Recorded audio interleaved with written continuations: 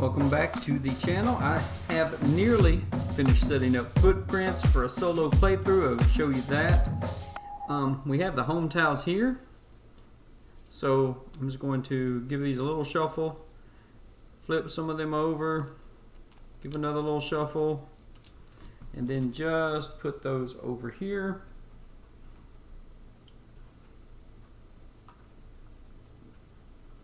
And it's barely off camera. We'll look at that in a moment. I'm not going to worry about sliding this over because I'm going to bring the camera down later. So then we have our cave painting bonuses.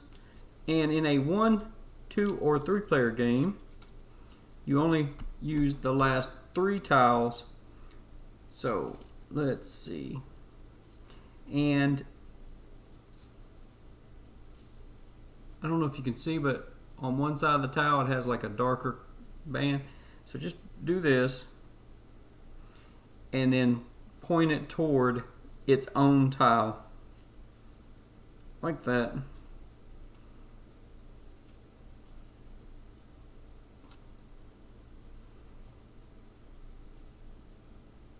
And one there. And is that it? 1, 2, 3, 4, 5. Okay. Could be 4, could be 6, just depending on how the tiles were randomly placed. So I will put these away, don't need them. Have my resources, have my foot cards, fire cards, and I think today I'm going to be playing with the Eagle faction. This guy will let me backtrack any number of steps and get resources. I don't think I'm going to play with that. Since I'm playing solo, I've played a few times, I'm going to choose my leader instead of taking this one. This is powerful. Especially, I think in a 6-player game, this would be amazing. But I'm going to go with the shaman here. And I can play 1. Let's see if I can get this to focus. 1 fire card from my hand and trigger it twice. Then take the fire card back into my hand instead of discarding it. That's amazing. That is amazing. So, I think I will be using the shaman.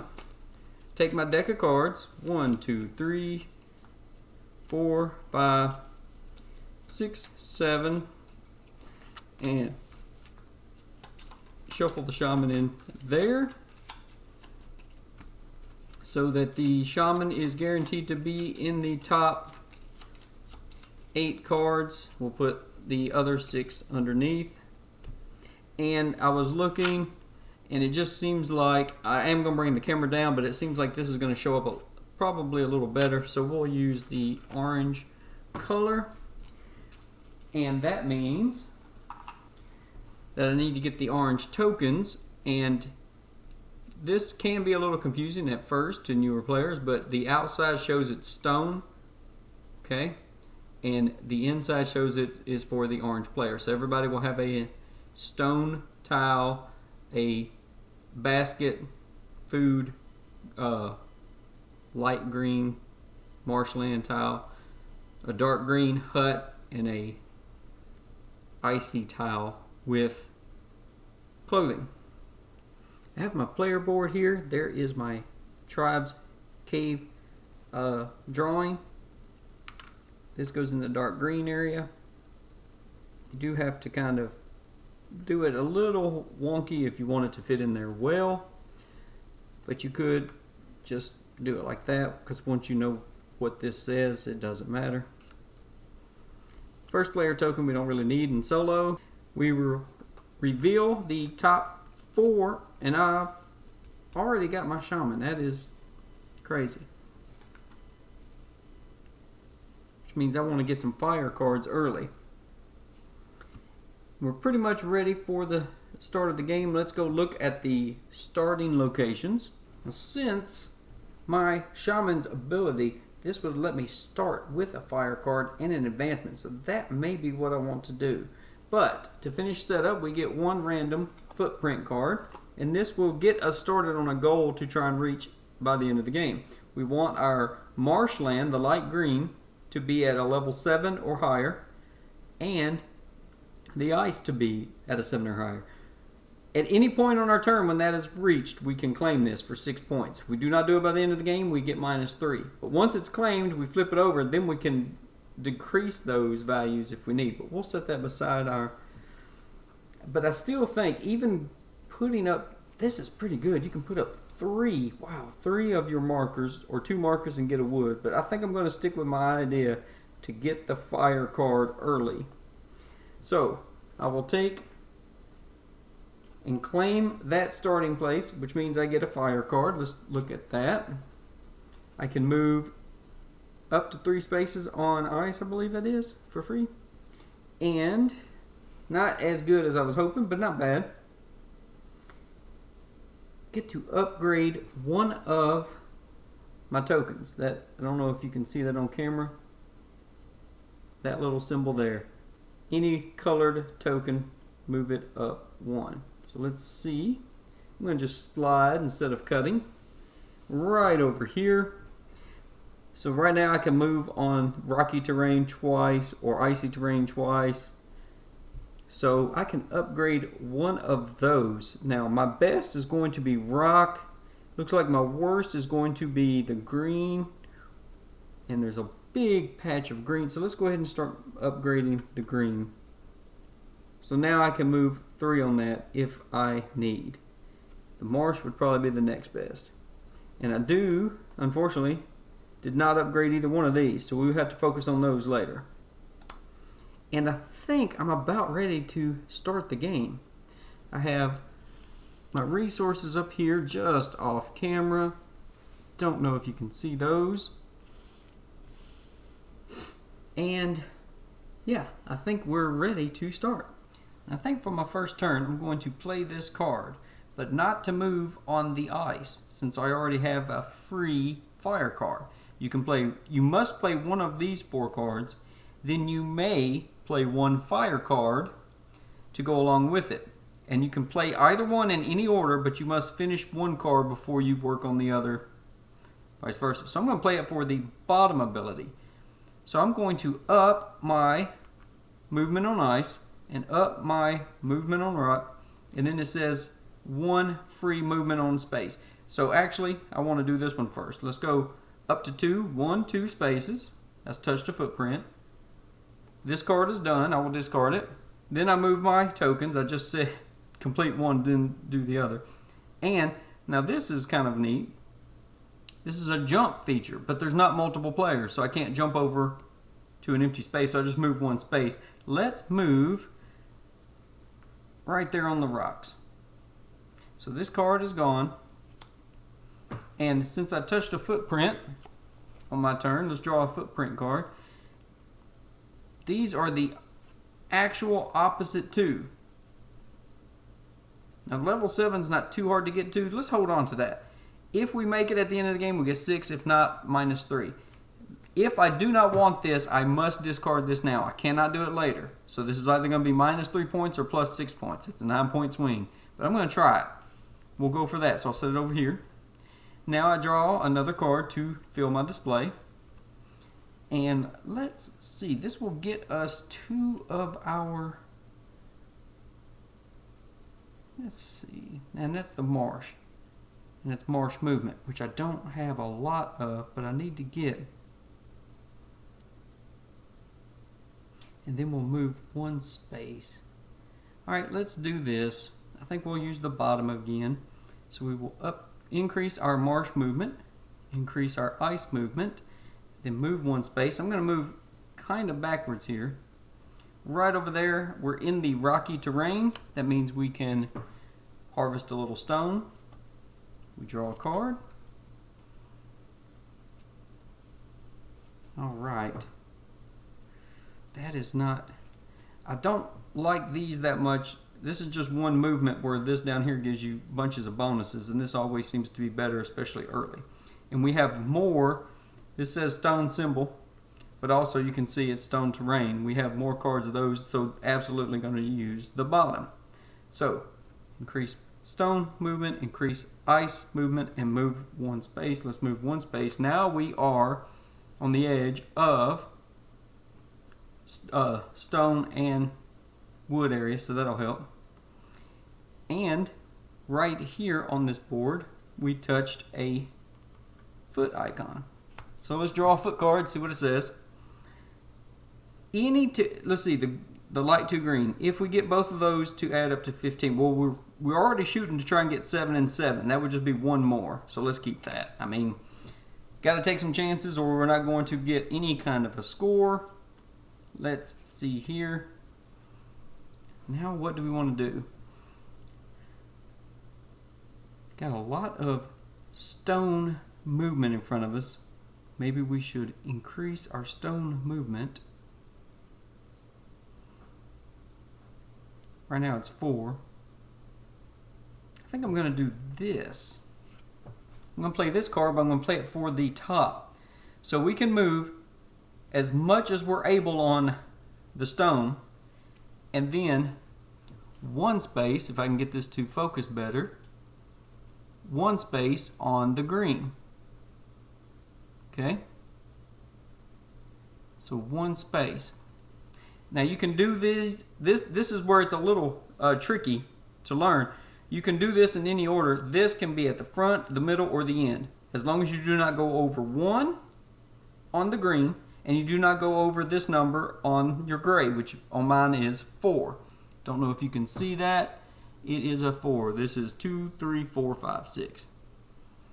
So I'm going to go, you can just barely see on the left of the camera, 1 on green, then go 1, 2, 3, 4 on gray. So I touched a wood space, I touched a stone space, and I touched a fire space. So let's get another fire card. Move 3 space. You can only, these you can have as many as you want, the footprint cards. But like I said, if you don't complete them, that's minus points. The fire cards, at the end of your turn, you may only have 3, then you'll have to discard. All right, this card is done, and let us draw a new one. Let's see, that is, it's not going to help me because I can't, one space will not get me to that. That might be good next turn. This could be good to set me up. Or the ice. Let's see, my ice is already 5. Ooh, okay. Yeah. Alright, so let's do this. We're going to do this for the bottom action. We will increase our green. We stepped on berries. Let's go ahead and grab the berries. Our marshland will go up, and that will get us a piece of wood. And then we will move one space, and let us move one space there. Draw a card. And then I think I want to play this card. Now, in a normal game, after I'm done with my card, it would go around the table and everyone would get to play a card. But solo, I'm just going to kind of go fast. Ice and 1 marshland. Well, my ice is 5. And my marshland, I only get 1 because of the card. 1, 2, 3, 4. Let's just go there. So that is a mammoth and a berry and a fire card right there. Ooh, this looks good. If we discard wood, we can up 2 of our tracks. Yeah, not bad. Maybe I should have used one of my fire cards last turn, but that's okay. All right. Now what? We got to get some stuff going. I need to build some stuff. Get some points. Of course, another fire card is always nice. These will give me more movement than they will increase. So I think I want to use it for movement. So which one? This one might not be too bad.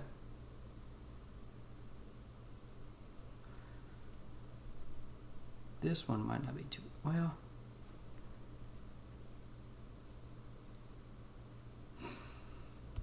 It's only going to get me 1 or 2 cards. This will get me a couple of cards maybe.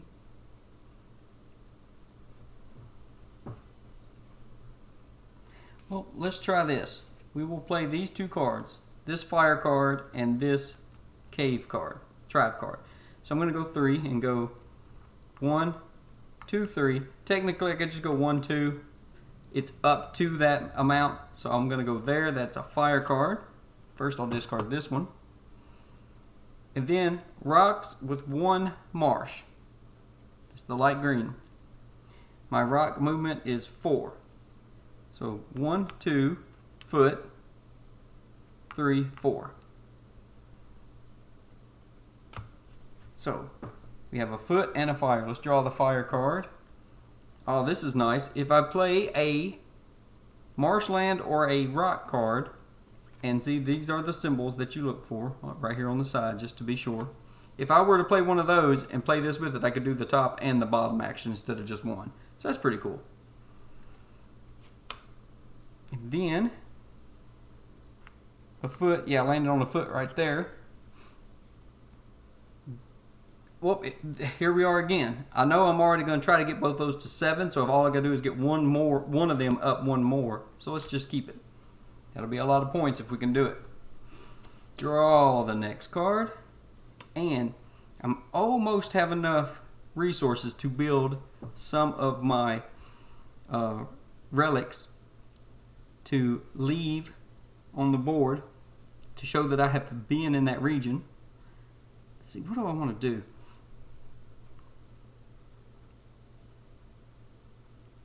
One green. That might not be too bad. That might not be too bad. So let's try this. 5 on ice. 5 on ice, up to 5 on ice, and 1 on green. So let's go 1. Then 1 on green will get me a wood. 2, 3, 4, 5 on ice, and that will get me a mammoth. But actually, I don't want to end here. I want to end my turn. Ooh, or do I? I have a place right there I can build. So, I have 3 wood. I'm ready to build my hut.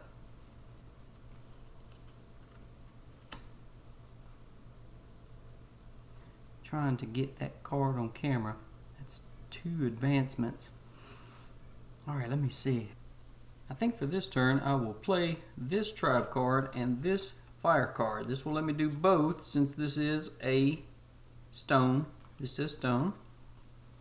So I can do either the top then the bottom or the bottom then the top. Let's go ahead and do the bottom. So I'll upgrade my rock movement to 5. That gets me a mammoth fur.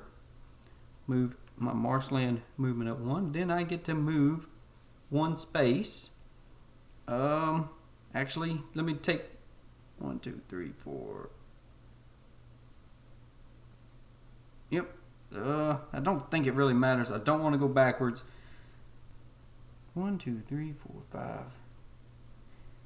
6. That 1, 2, 3, 4, 5, 6. Yeah, that will work. So for my 1 free movement, I will move forward. Now I get to move up to 5 spaces. 1, 2, 3, 4. Oh, nope, that won't work then. So I will move this way. So 1, 2, 3, and I'll just stop. I was thinking for some reason I was going to have 6, but I did not.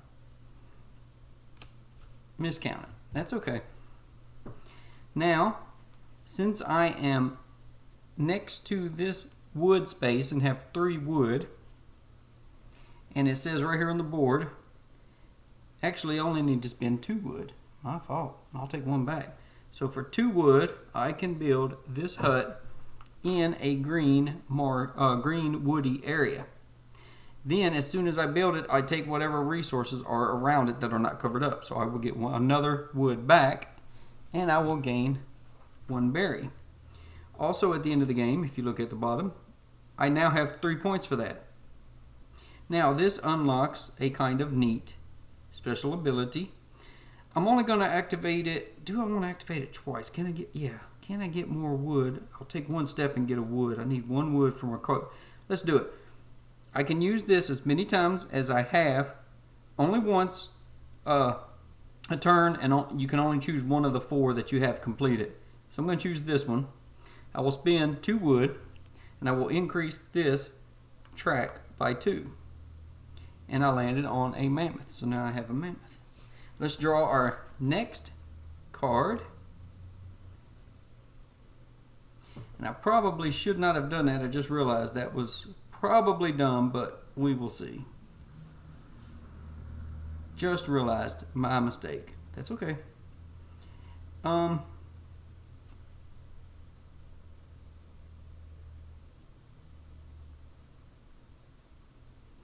is something I may need to look up.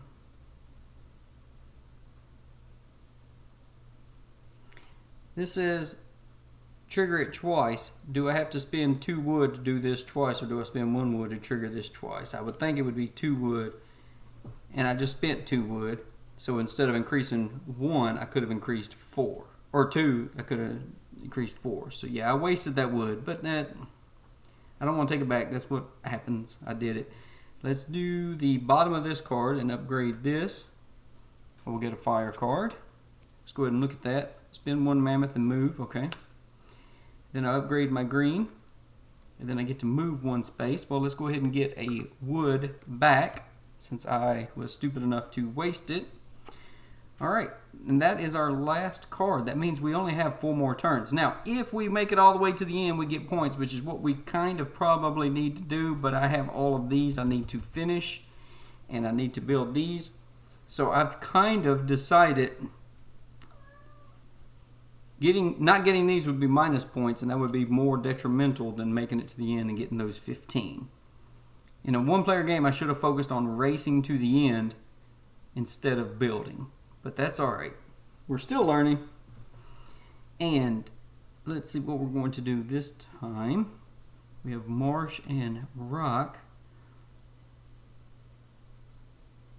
We can move up to 6. 1, 2, 3, 4, 5, 6, but no. And I do have an extra mammoth, so maybe we'll do this. I'll pay this fire card, and I'll spend 1 mammoth just to move 1 space. Let's just go ahead and move forward 1. Then I will move up to 6 on marsh plus 1 stone. So 1, 2, 3, 4, 5, 6, and 1 stone. So I get a berry and another fire card. Let's see what we get. Move on green for free. Now I can't draw another card. We're done with that.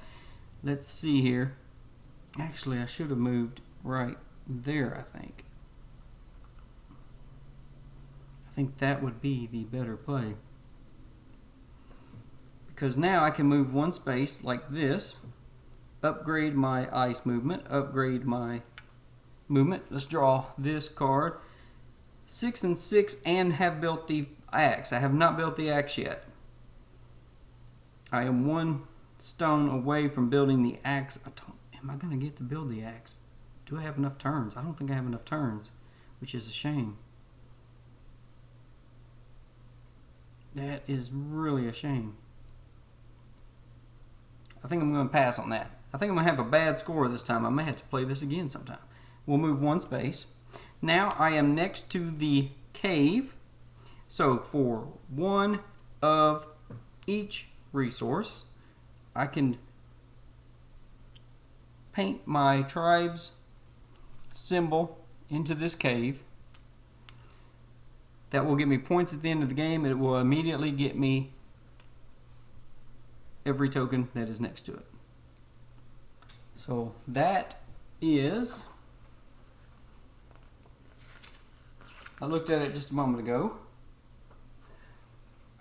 That says 1 point equal to the normal scoring for engravings. So basically, I just doubled these points from 3 to 6. And if I can build another one, it will double those points.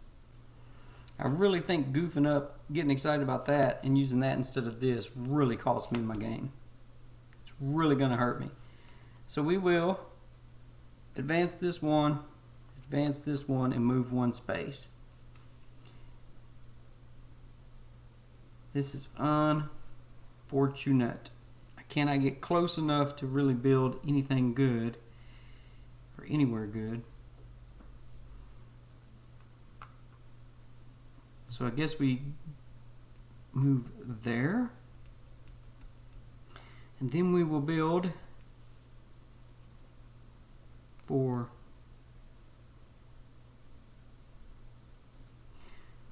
let's see. If I move there, then I can't build. And I can't move. I'm going to be one mammoth short. That is unfortunate.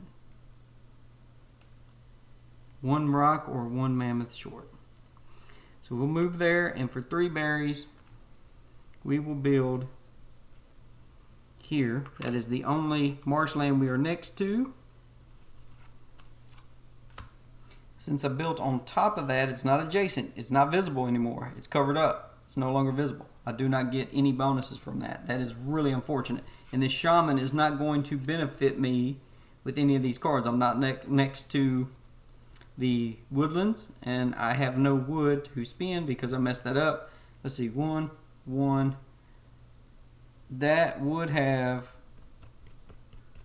maybe given me enough points to win the game. Because I need 1 more mammoth to build that, or 2 more stone. He's not going to let me move at all. Oh, it's unfortunate. So maybe, since I did not make the end, I should have played with the other leader card. Wow. Let me just double check if I can build anything or do anything. I don't think so. I think that's my game. Like, this is my last turn. I can play one of these cards twice and then build. But it's not going to do me any good. I can't move. Probably should have gone for one of these other. Wow. I didn't look ahead. That's the problems with playing quick on camera, right? 1 short of the mammoths. So that's my game.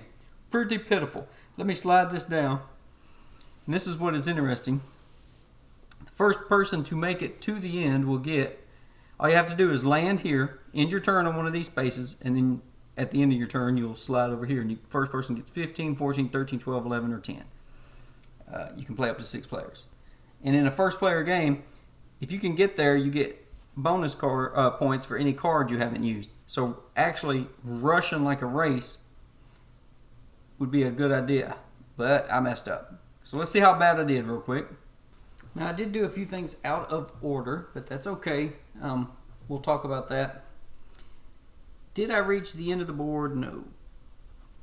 This is completed buildings. My engravings, I have 2. These were 6 and 3, so it's 9 points. And then this, did any of these reach bonus points? No, this one was 1 space away. So 0. And here, this is my footprint cards. And this is what I did out of order. I meant to do this before the end of the game, but that's okay. My stone and my ice, do they add to 15? No, so that's -3. They're only 12. My marsh and woods add to 15. Well, 9 plus 6 is 15. Yes, so that is a +6. Then we have, are the green and the gray both 7? Nope, this one's 1 away, -3. And neither of those are. So 6 minus 9, so that is -3. Yeah, we are looking worse than previous games. Alright, next. My cave token. It says I get 1 point for each of my completed, 1 point for each point that those give me. So these give me 9, so I get 9 points. Here. 1 point for each 2 remaining resources. Well, I have 4, so 2 points. Fire cards, unused. I have 2 unused fire cards. That is 2 points, and that is an abysmal. Let's see, 18, 15, 17, 19. And that means that I did not even make it to the second tier. You see that? Because I did not rush ahead enough. I kept changing my plan of what I wanted to do mid-game because I was thinking the whole time, just rush to the end, rush to the end. That's why you don't want to take the other guy to move backwards, and then I didn't do it. Very unfortunate. All right, let me move the camera around and talk to you a little bit. So we had a 3-player game. Let's see.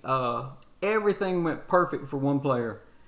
They got everything built, their cave painting, all their engravings, and then they got on their cave painting engraving gave them 2 points for their height for any marker, and they got all their markers to 11, I think, up to the 11, which meant they got 28 points bonus, 7 points for each one of those, plus they got 2 times 11, so they got 22. I mean, they ended up with 97 points. Somebody had 70. They had a good game. And then 49. Yeah, 49. And so the scores were really different. And I think that's probably the reason why this game went off the radar. When I first saw it, I was like, oh, that is really cool and interesting. I really like that. I like everything about it. Kind of the theming, the mechanics, where you really only have a few options in front of you, and once you get going, you can do more, but you never really have overwhelming options. And I don't know, it's just a really cool, fun game. I really like it, but it does have some problems, and I think that's why it fell off radar and I forgot about the game. This is cool when it works, if you don't accidentally hit it, but the pieces are small, and I can see that being a problem for some people. These, twisting these at an angle annoys some people. It's not a big deal. And once you learn all the symbols, all the iconography, it makes sense. It's easy. You have a light green and a dark green, and it shows up. Okay, it's more of like a yellow or a line so shows up pretty good there on camera up close. In person, everything is easy to see. It's just the small pieces. And then I did have problems with in our other game. Let me get this. If you notice, this one does not line up. You have a gap here. These symbols are kind of in between the numbers. And this was loose. I didn't know if it was like a piece of board, piece of paper, piece of board, or what. And it just came apart. Now this will be an easy fix. Okay? Lightly rub this with a knife or some sandpaper. Do the same on these parts. Spray this with my spray adhesive. I'm going to get my cutting board arm. Just cut a tiny bit off of this. Put it on the other side. And glue it so that this slides over. See how it has hanging out now? Now everything lines up. But it's a shame that a person would have to do that. They shouldn't have to do that. They shouldn't have to fix this, and it shouldn't just come apart the first time you play it and you pick it up. And it is what it is. I mean, I think it's a good game. It played a little differently with 3. I can imagine with 6 players it just being amazing. If you can get everybody to pay attention and play and think about their turn when it's not their turn, be paying attention, because these cards here, it says move this token up 1 and then move 1 space. But I don't know if you can see the little arrow on top. Let me see if I can get it to focus in really good. Come on. There we go. See how it has a little arrow at the top, a little black arrow? It's a hop.